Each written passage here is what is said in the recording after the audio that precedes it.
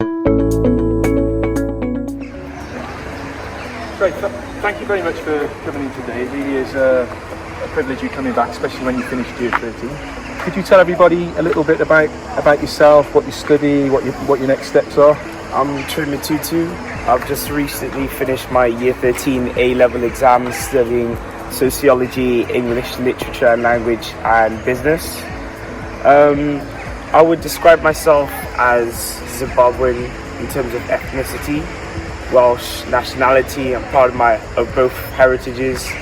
I truly believe that this school is a place where both cultures can be celebrated, and I appreciate the opportunity to show what this school has to offer in terms of its appreciation for diversity and such. Trey, how would you describe the diversity within St Joseph's?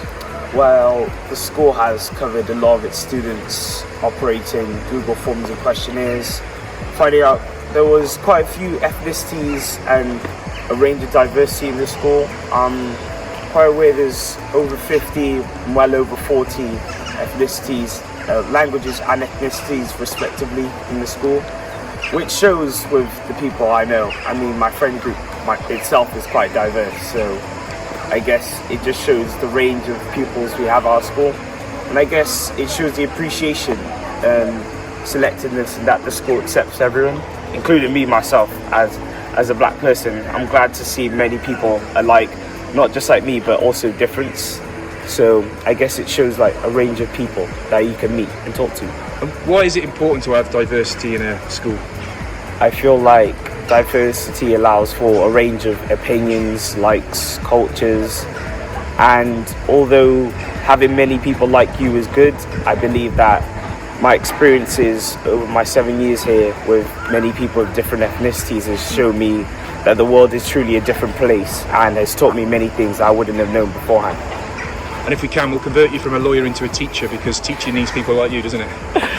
Hopefully. Actually, that I don't even know. I guess I'll find out soon.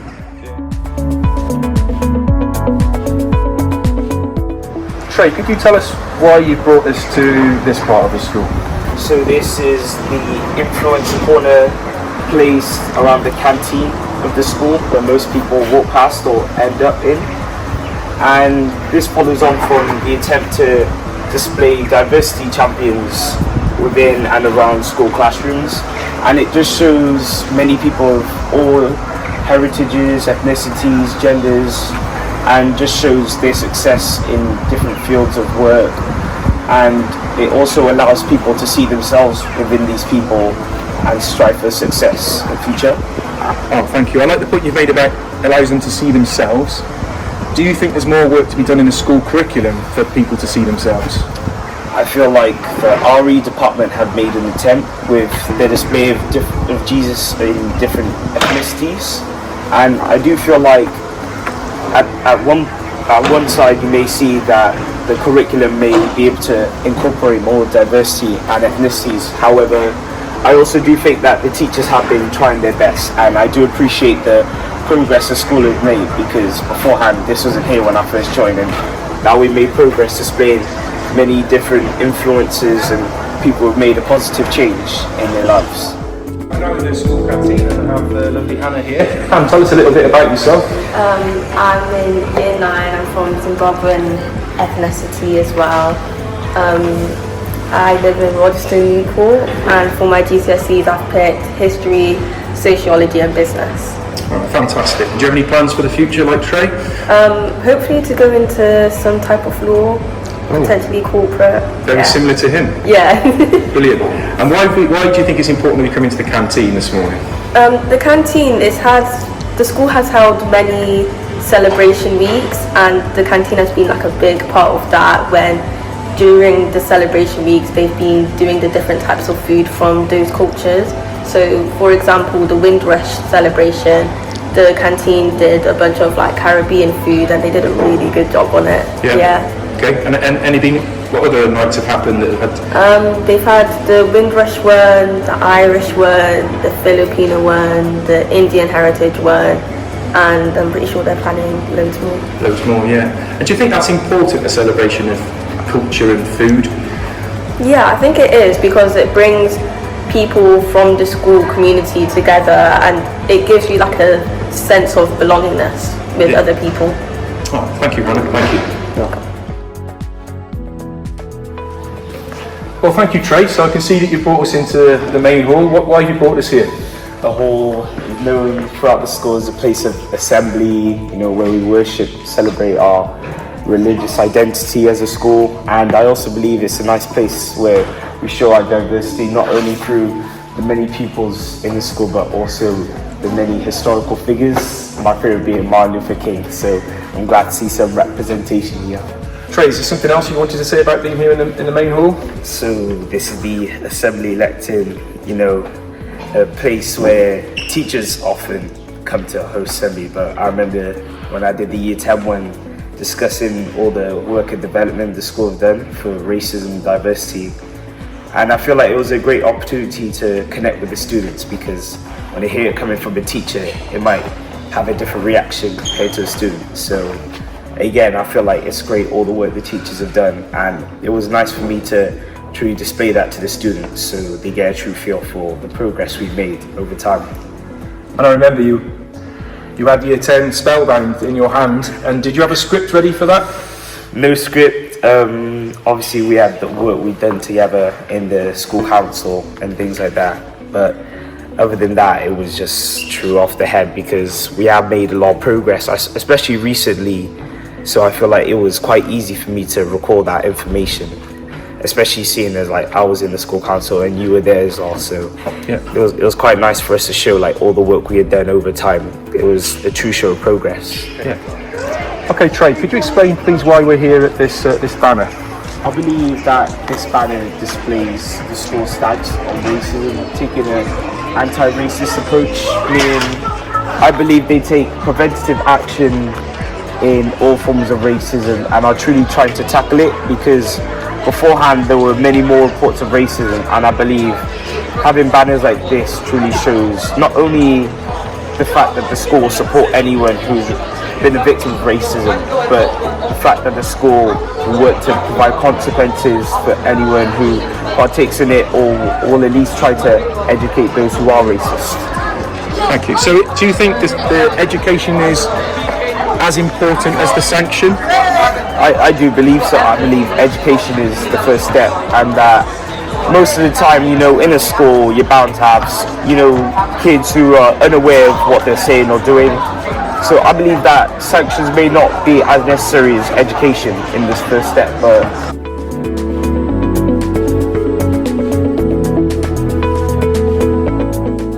Yeah. This banner is slightly different but connected because it's a jigsaw piece. Could you tell us a bit more about this one?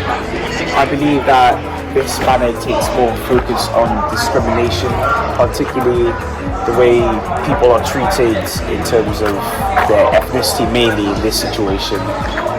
So, or like protected characteristics. So, direct discrimination when you treat someone that's favourably, that's quite an obvious one, I guess.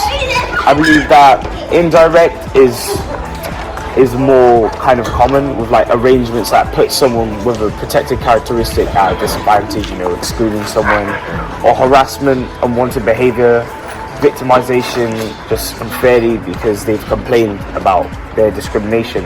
As a future lawyer, do you know of some of the protected characteristics? Yeah, age, gender, disabilities, ethnicities, religions, and we have had legislation like the Equality Act and Sex Discrimination Act and things like that to help combat that. But I like the fact that the school has this banner here for everyone to see, to show that they're truly taking an active role in preventing it themselves. Would you like to talk us through a few of the steps that the school is educated by Show Racism the Red Card in an approach? Would you like to talk us through the approach that you understand? Yeah. If someone feels unsafe, they can always report to a trusted adult, call it out. And I believe that it's great that we offer the education role of, ask them to rephrase first. If someone says something wrong, you can ask them to rephrase, question, inform them, educate them. And if not, you can directly challenge them, say this is wrong, or there's an issue with what you've said. And then if not, then if you don't feel safe, you could always just tell the school, ring the police, the school, file a formal report, which I like that the school take that role, that next step. And I also find it great that, you know, pupils can either take the chance to directly approach a person, or they could just be passive. I feel like regardless, as long as discrimination isn't seen as, you know, an acceptable thing, then it shows the progress the school has made in challenging it. Thank you. Do you think it's a healthy thing that a school has got a sizable number of incidents reported on their system, or do you think that's a concern? I believe it is quite a concern, I'd say, to most. However, having been a student and actually experienced maybe some events myself, I see the progress the school has made, and I'd say the progress outweighs the incidents. And the fact that at the end of the day, there will always be an incident or two. Again, we go to a school with people under 16, people under 18. There'll always be uneducated people, but I feel like the fact that the school has made progress to put these banners up which previously weren't up, or to help educate people, I feel like the fact that they've taken those steps shows that eventually those numbers will go down. Yeah, but it's our duty to report what is what pupils and staff do tell us anyway. Would you agree with that? Yeah. Yeah, because it's fair not to hide numbers. You know, the school are very transparent with what discrimination, racism events they have, which I support. I feel like it's great that they've truly shown what happens.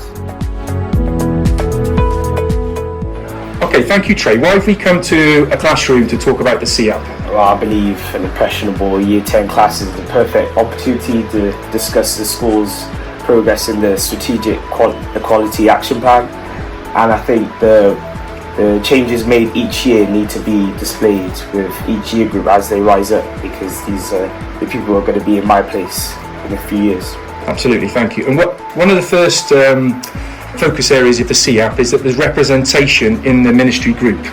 Is that something that you think is true? I believe that representation of all cultures and ethnicities of our school is important in the ministry, but I also believe that regardless, as long as, you know, we have each other and our peers to discuss ideas and bring them back to the ministry, I believe as long as those ideas are flowing, then progress is being made. I'm glad you've made that point, because the ministries and the elected people themselves are only a certain number, aren't they? So it's that conversation with the whole school, and like today, Year 10, listening into this. The second part of the Strategic Equalities Plan is all about bringing together a community of people. So perhaps are you able to talk about the cultural celebration weeks and what you know about those? Cultural celebration weeks, so there have been quite a few.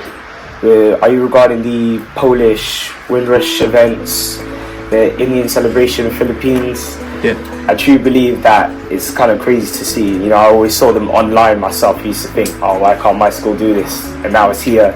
Now it's happening. You know, when I was in Year 7, there was like nothing to do with this. But now, you know, everyone's culture can be celebrated in a different way, you know, their own event time. I know some of my peers were actually helping set up the event. I know it isn't just a thing of the school just throwing it on. They've actually put effort and strive for success in those areas. Oh, thank you. We're definitely planning to do more next year. There's a bit of a competition as to whether or not we'll have another African focus, but a part of Africa, because it's a huge continent. So which region of Africa we focus on, or will we go back to having a Polish focus because they think they could make a much better celebration than the past, but also in considering how to really celebrate Welsh and British culture for a week as well. So we've got a lot to think about.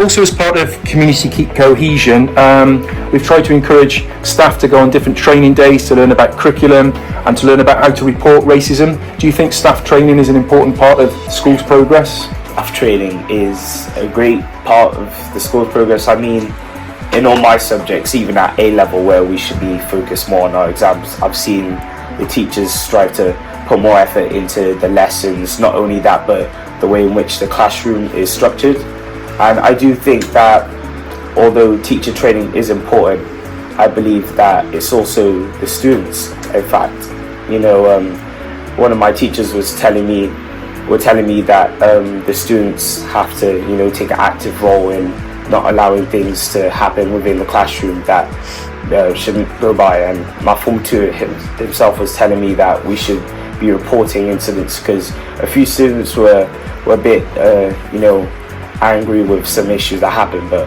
the teacher in fact encouraged them to discuss those and not be uncomfortable in a position to just talk with teachers, because although the teachers need training, the students must also have a connection and a relationship in order to display their issues with things in the classroom. Oh, absolutely. So you might not be aware, but when you were coming through the school, we tried to ensure that every year group had training from show races and the red card. Still trying to keep that going, but this year Year 7 have been trained by No Boundaries about the anti-racist stance. Teachers have been on DARPL training schemes, which is a huge thing in South Wales now, and I feel like I've done, and Cynefin Pamoja, if any of you in this class could be involved in that. It's a very Newport-based anti-racist organisation that are very much wanting to work with this school, and they host events in Newport and the riverfront, so if you ever see that, on offer. So a lot has happened for the pupils. What do you think though is the most significant and important part of the school's work? I would believe that it will be the curriculum, throughout the things that pupils learn on a day-to-day basis. You see here, every part of the school's life revolves around the education of the students, and I believe that if diversity is incorporated throughout these, then it won't be forgotten within the school's life. Okay, and can you see how schools might step up and accidentally just focus on racism and negative things that have happened to people of black culture and ethnic minority culture? And if so, how would you readdress that? Yes, I believe that many schools fall into the trap of having one day for diversity and only circling back in the following year, but I believe that can easily be addressed through the diversity in the curriculum if it's truly incorporated. Such as in this booklet, there are many subjects. The school has dissected itself into 6 different subject areas, and I believe this truly allows them to focus on the students as individuals, as well as educate them thoroughly through each year. There's over 170 days in the teaching year, and I believe that if students are constantly learning and being developed in their knowledge of diversity and equality, then over time their awareness will become more concrete and their teaching life will change from non-diverse to diverse. So like breaking that white British focus and celebrating all cultures. And is that celebrating what different people from around the world and different cultures can offer and what happens in different countries, or is that just looking at issues to do with racism? I believe that's celebrating, the positive sides, like the difference in equality. I would say you can talk about certain subject areas such as English, where we discuss, black poets who are very successful in their fields. And even as an A-level student, I didn't know that, but gaining that new knowledge has now, allowed me to possibly see a future for myself in that field, potentially writing English or doing essay writing within university that maybe previously I didn't see as viable. But the school allowing diversity to reach many different topic areas shows their true grasp on diversity and their knowledge of equality. Thank you. I've just thought of a sort of ad hoc question. If the school was to teach about Zimbabwe, what would you want the school to learn about Zimbabwe? I would want the school to learn about rural areas, the culture, the homesteads, the elders. Obviously there is hyperinflation, which I also wouldn't mind people learning about, but I believe that whenever I go back, it's crazy to me how different we are from the UK. I could go from eating a goat or rearing cows from the mountains to coming back to school and even conducting this interview. It's crazy the contrast between the two countries. And what's the most celebrated thing you'd like to celebrate most about Zimbabwe? Would it be the food and the culture, the music, the language? It'll probably have to be the food. The food. Don't blame me. Good answer.